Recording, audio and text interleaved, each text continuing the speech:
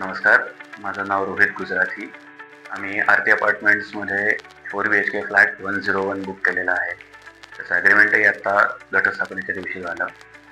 बुकिंगपासून आत्तापर्यंत आम्हाला CKचा total approach, सेल्सकडनं मिळणारा गायडन्स आणि ओव्हरऑल कामाची क्वालिटी याचा उत्तम अनुभव आलेला आहे.